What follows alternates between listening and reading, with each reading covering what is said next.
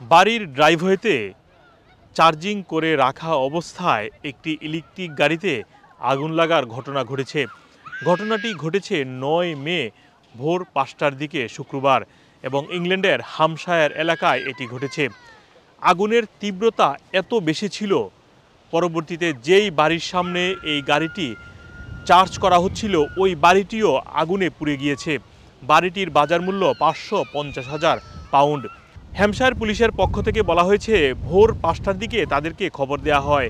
সেখানে ৩টি দমকল বাহিনী এসে কয়েক ঘন্টা চেষ্টার পর আগুন নিয়ন্ত্রণে আনে।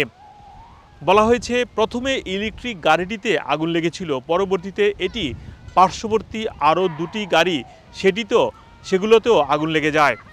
এরপর এই আগুনের তীব্রতা, যেহেতু ইলেকট্রিক গাড়ি ছিল, সেটির তীব্রতা ঘরে বাড়িতে ছড়িয়ে পড়ে। বাড়ির জানালা, ছাদ, ইট সব কিছুতে আগুন ধরে যায়। তবে বাড়ির যে মালিক বা পরিবারের যারা সদস্য ছিলেন তারা সবাই এর আগুনের তীব্রতা বা আগুন লেগেছে বুঝতে পেরে তারা ঘর থেকে বের হয়ে আসায় তেমন কোনো ক্ষয়ক্ষতি হয়নি, মানুষের হতাহতের ঘটনা ঘটেনি। এই ঘটনায় পুলিশ একটি তদন্ত শুরু করেছে। বিশেষ করে এখন অনেকেই ইলেকট্রিক গাড়ি ব্যবহার করছেন এবং সারা রাত ধরে কাজ করার পর গাড়িটি চার্জে লাগিয়ে রাখেন। কী কারণে এ আগুন লেগেছে এবং এটি নিয়ে তদন্ত করবে, এরপর রিপোর্টের পর বিস্তারিত বের হয়ে আসবে।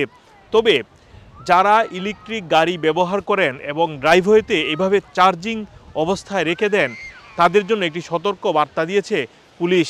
তবে এখনও ভয় পাওয়ার কিছু নেই, সেটিও বলছে বিস্তারিত তদন্তের পর বের হয়ে আসবে। মোহাম্মদ আব্দুল হান্নান, 2A নিউজ, যুক্তরাজ্য।